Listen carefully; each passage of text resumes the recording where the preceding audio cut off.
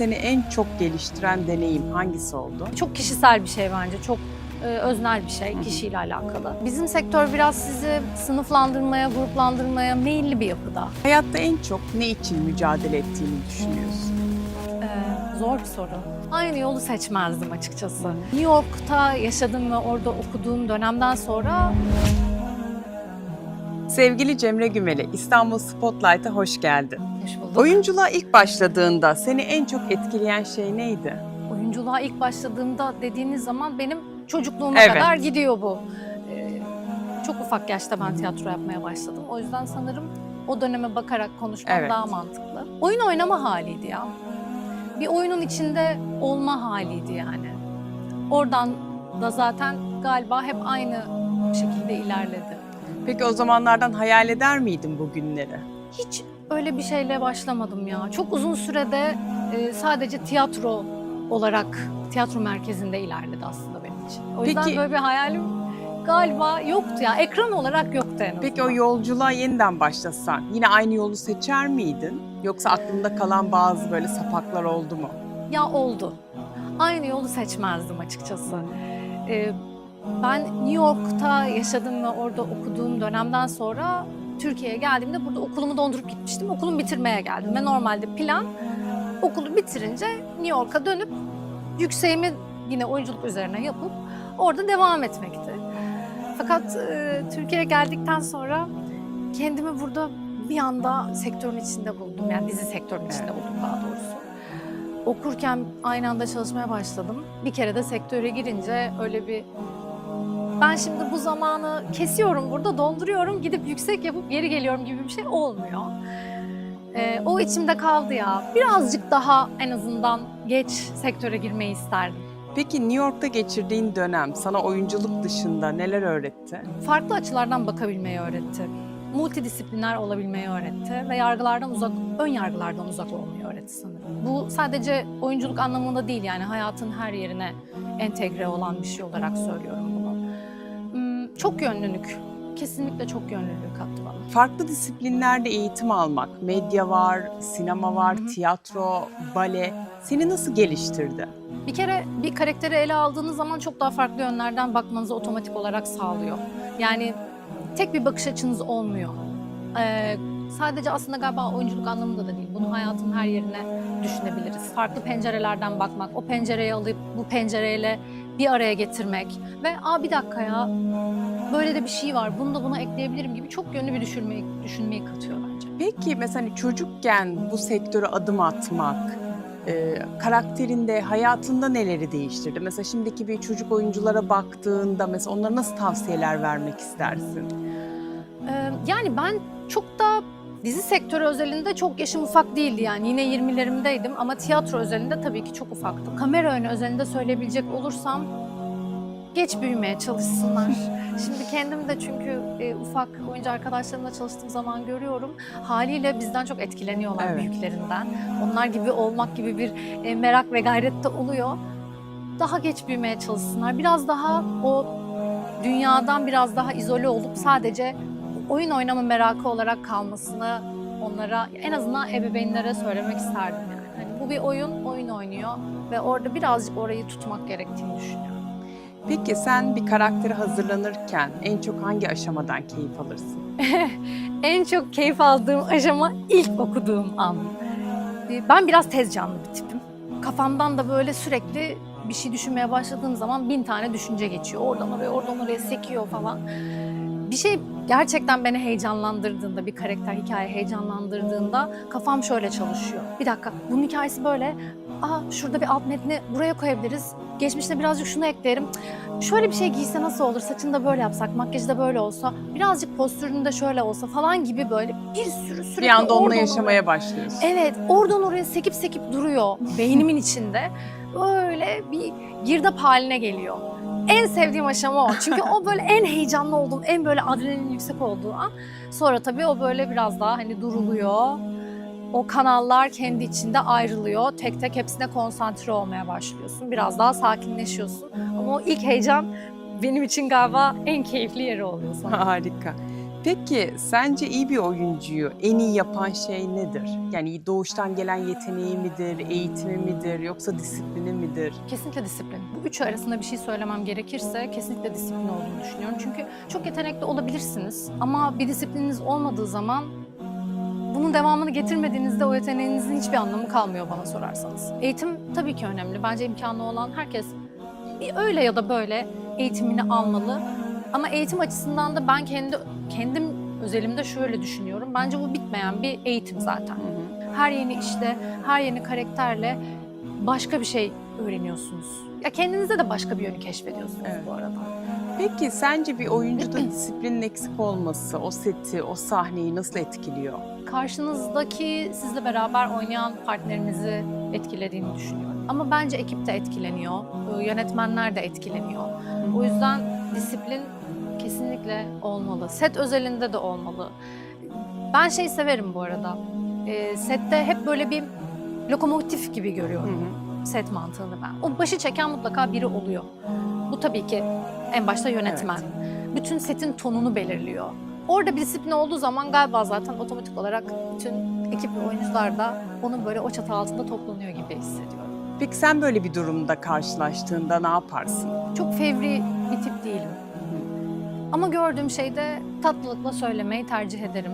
Karşımdakini de hiçbir şekilde kırmayacak şekilde. Biraz daha hani orta yolla, Bulursun hep. tatlılıkla bularak halletmeye çalışırım.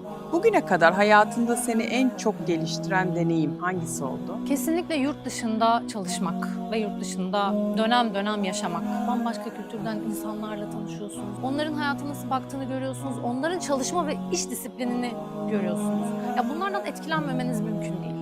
Otomatik olarak gördüğünüz şey en azından benim özelimde benim de karakterimi geliştirdiğini düşünüyorum kesinlikle. Çalışma stilimi de kesinlikle değiştirdiğini düşünüyorum. Peki seçim yapmak zorunda kalsan, sahne mi, kamera mı? Sahne. Sahne. Kesinlikle sahne. Farkı ne senin için? Orada daha özgürsünüz ya. Kamera önünün yakınlığını ve o intim olma halini seviyorum. Ama orada daha belli başlı böyle bir kutu, çerçeveniz daha kısıtlı. İşte açılarınız var gibi. Işığınız var, ışığı almanız gerekiyor. O açıdan çıkmamanız gerekiyor gibi. Ama sahnede öyle değil. Tabii ki orada bir çerçeveniz var ama çok daha özgürsünüz. Her gece yeni seyirciyle bambaşka bir dinamik yakalama şansınız var. O yakaladığınız dinamikle bambaşka bir şey yaratma şansınız var. O yüzden onu daha keyifli buluyorum. Ya keyifli doğru değil, kamera önünde keyifli ama daha oyuncaklı buluyorum diyelim. Peki bir oyuncu olarak kardeşin Tuna Gümeli ile birlikte Edinburgh Festivali'nde yer aldınız. O Evet. deneyiminden de bahsedebilir misin? O nasıldı? Edinburgh bir kere çok acayip bir deneyimdi ama galiba onu söylemeden önce şundan bahsetmem hani bilmeyenler için daha mantıklı olur diye düşünüyorum. Çalışırken kendime bir alan yaratmam gerektiğini hissettim.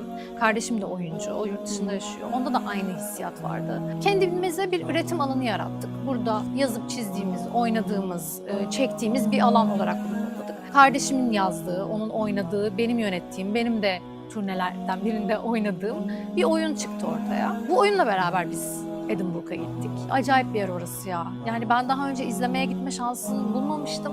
Hayalimdi orada oynamak ve direkt gidip orada bir prodüktör, yönetmen ve oyuncu olarak bulundum. Hala tüylerim diken diken oluyor anlattığım zaman. Çok acayip bir his. Peki iki kardeş bu projelere devam etmeyi düşünüyor musunuz?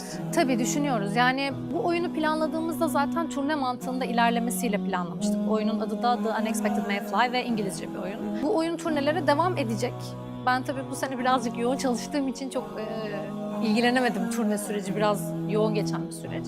Ama bu alanda da üretimlere sadece tiyatro alanında değil, farklı alanlarda da devam etmeyi planlıyoruz. Ben böyle iş bitti, 2 hafta dinlendim ve tamam bana yetti, hemen tekrar kafa çalışmaya başladı. Şimdi biraz güzel. yazma sürecindeyiz yani projenin yazım sürecindeyiz. Bakalım. Harika, o zaman heyecanla bekliyoruz. Sağ olun. Boş bir gününü tamamen kendine ayırdığında neler yaparsın? Ben erken uyanan bir tipim. Sabahları özellikle kendime ayırmayı sabahları çok seviyorum. Eğer yazsa hemen kendimi dışarı atarım. Zaten sahile çok yakın oturuyorum. Hemen atarım, yürürüm. O böyle güneşle kalkmayı ve uyanmayı seviyorum. Dönerim, kahvemi demlerim. Her sabah mutlaka kitap okurum. Sıkı bir okuyucuyum hatta diyebilirim. Harika. O yüzden en temel rutinim galiba sabah rutinim oluyor yani. Yürüyüş, üzerine kahvem ve kitabım. Daha sonra mutlaka hareket ederim. O gün küreye gidiyorsam küreye giderim. Yok hayır spora gideceksem kalkıp spora giderim. Yani günlük rutinlerim arasında kesinlikle hareket, okumak çok böyle etrafında gelişiyor her şey diyebilirim yani. Peki böyle kendi modunu düşük hissettiğinde senin böyle yaratıcılığını arttıran, içindeki hani pozitifliği arttıran şeyler var mı? Var yürümek. Ya genel olarak hareket etmek beni çok besliyor bence. Birazcık böyle kendimi kötü hissettiğim zaman bir kere kendimi kötü hissettiğimde kendimle kalmayı genelde tercih ederim. Bir kafamı toplamayı tercih ederim. O da bir şeylere biraz pesimist bakmaya başladıysam eğer hareketle her şey bence pozitife dönüyor ya. Biraz da çok böyle bedenle de çalışan biri olduğum için sanırım çok beden odaklıyım yani bu konuda. Kendimi düzeltme konusunda da beden odaklıyım. Peki çok küçük yaşta sahnelere çıkmış biri olarak mesela yaş aldıkça neler değişiyor sende? Yani o sahneye girişin, oyuna alışın, mesela onları mesela fark edebiliyor musun kendinde zamanla? Ya fark ediyorum galiba. Bir kere ister istemez o üzerinizdeki çömezlik gidiyor yaşla beraber. Çünkü yaş aldıkça sahne üzerinde olma ihtimali olan şeyler ya da deneyimlediğiniz şeyler artıyor ya. O deneyimlerden bir şeyler alıp cebinize koyup yola öyle devam ediyorsunuz. O yüzden çok daha hani o çömezliğinizi atmış oluyorsunuz. Her şey biraz daha oturmuş oluyor. Hissiyat olarak da oturmuş oluyor. Profesyonellik anlamında da oturmuş oluyor. Dinginleşiyor diyebilirim. O böyle panik hali ya da ne yapacağını bilememe hali biraz daha gidiyor. Heyecan tabii ki var.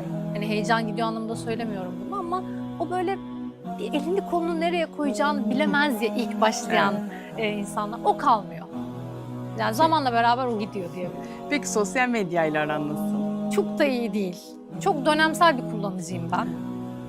Biraz böyle hani kafama esmesi lazım. Peki gücüne inanıyor musun? Yani sence bir oyuncunun sosyal medyası güçlü olmalı mı? Oradan hep beslemeli mi hayranlarını? Yoksa mesela böyle sessiz ve gizemli mi kalmalı? Ya bu tercih meselesi. Sosyal medyanın gücüne inanıyorum ama bir oyuncu sosyal medyayı bu şekilde kullanmalı gibi bir algının doğru olduğuna inanmıyorum. Bu biraz çok kişisel bir şey bence. Çok öznel bir şey, kişiyle alakalı. Ben bir tık daha sanırım gizli kalmayı seven taraftayım. Tabii ki de kendi yine hayatımı paylaştığım dönemler oluyor. Bazen de hiç girmek istemiyorum, hiç bakmak istemediğim zamanlar da oluyor. Ama bu da oradan koptuğum ya da kötü bir dönemde olduğum anlamına gelmiyor mesela. Yani onu elime alıp çok da böyle onunla içli dışlı olmak istemeyebiliyorum. Ya da bazen onu eğlence olarak da görüp bir şeyler paylaşabiliyorum. Ama ille de böyle kullanılmalı, ille de olmalı gibi bir düşüncem benim yok ya. Peki hayatta en çok ne için mücadele ettiğini düşünüyorsun? Zor bir soru. Bu aşk da olabilir. Tabii ki o hani oyunculuk da olabilir, aile bağları da olabilir, dostluk da olabilir. Ama en çok ben buna çaba harcıyorum şu hayatta dediğim bir şey var mı? Çaba harcıyordum diyebilirim. Geçmiş zaman için bunu konuşabilirim çünkü Tabii. şu an bunun bir realitesi yok ama bir dönem bakın ben böyle kalifiye bir oyuncuyum, bunları da yapabiliyorum diye göstermeye çalıştığım ve bakın ben de bunlar da var diye kanıtlamaya çalıştığım ve burada zorlandığım bir dönemim oldu. Çünkü bizim sektör biraz sizi sınıflandırmaya, gruplandırmaya meyilli bir yapıda. Ben de kendimi bundan sıyırmak istedim aslında. Hayır ben çok yönlü bir oyuncuyum. Bakın bunu da yapabilirim, bunu da yapabilirim. Göstermek istedim. Burada biraz zorlandım. Bunu göstermeye çalışırken zorlandım. Ama şimdi yani şimdi geldiğim noktada, şu an durduğum yerden baktığımda artık böyle bir kaygım yok. Bunu rahatlıkla söyleyebilirim. Kendime bir üretim alanı yarattıktan sonra sanırım bir şeyler benim için değişti. Artık böyle bir derdim kalmadı diyebilirim. Ne güzel. Aynen. Peki şu sıralar hayatında seni en çok heyecanlandıran şey kariyerin mi, özel hayatın mı? Çünkü sezonlar hani Evet. bitti diyelim, yaz Bitti. geldi. Senin için hani şu an kariyer mi, özel hayat mı, hangisi daha çok heyecanlandırıyor? Beni şu an en çok heyecanlandıran şey tatil yapmak. Tatil isteği. Ya yok dinlenmeye ihtiyacım var ya biz çok severek çalıştığım bir işimizi bitirdik Kuruluş Evet. Orhan'ı. Çok da güzeldi. Evet ya, bir ay geçti üzerinden biz paydos edeli ve böyle içim birazcık cız ediyor açıkçası. Özledim. Yani hiç yalan söylemeyeceğim. tabii. Özledim şimdi ekibimi de işimi de. Ama zor bir iş yani. Dönem işi Kesinlikle. yapmak. Bence her oyuncunun denemesi gereken bir şey. O yüzden çıktıktan sonra sıkı bir tatile ihtiyacınız oluyor. Ama kariyerim de heyecanlandırıyor. Ne gelecek, ne yapacağız, neye karar vereceğiz, ne çok içime sinecek, ne beni çok heyecanlandıracak gerçekten merak ediyorum. Ya söylerken bunları böyle anlatırken tüylerim diken diken oluyor da. Ne Ben güzel böyle bu biraz heyecan. şeyim, hani ya verin oynayalım diye bu dişleri kamaşan bir oyuncuyum. Yani. Harika, Hadi yapalım. şahane. Aynen. Öyle. Peki aşk hayatında nasıl bir yer kaplıyor? Aşk hayatımda olduğu zaman merkezinde bir yer kaplıyor diyebilirim. Merkeze kesinlikle aldığım bir şey oluyor. Her şeyi onun etrafında şekillendiriyorum diyemem. Ama evet. Yani Biraz da gerçekten galiba- güçlü aşıksan, Hı hı. mesela onun için nelerden vazgeçersin aşk için? Ya böyle bir vazgeçmek tanımı bana çok da doğru gelmiyor. Karşılıklı fedakarlık yapmak belki daha mantıklı olabilir. Çünkü vazgeçmek dediğimiz zaman sanki kendimizden vazgeçiyormuşuz gibi Evet. duyuluyor. Ama ben kendimi merkeze koymayı birazcık geç öğrenenlerdenim. Hı hı. O yüzden de şu anda kendimi merkeze koyduğum bir hayat benim için çok kıymetli. Karşılıklı olarak orta yolu bulmak doğru olabilir diyebilirim. Vazgeçmek çok sert kalıyor benim için şu an. Aşkta olgunlaştım artık Evet, diyorsun. kesinlikle. Kesinlikle, kesinlikle. Daha dinginim. İlişkilerimde de, arkadaşlık ilişkilerimde de böyle. Aşk özelinde de değil sadece. Daha galiba samimi, güven içinde ilişki kurduğum, güven içinde ilişkilendiğim yerler benim için daha kıymetli. Daha dinginim diyebilirim yani. Harika. Çok teşekkür ederiz Ben geldiğin teşekkür için. ederim. Çok keyifli bir sohbet oldu. Bizim İyi ki için de öyle çağırdınız. oldu. Sağ Çok olun. teşekkürler. Görüşmek üzere.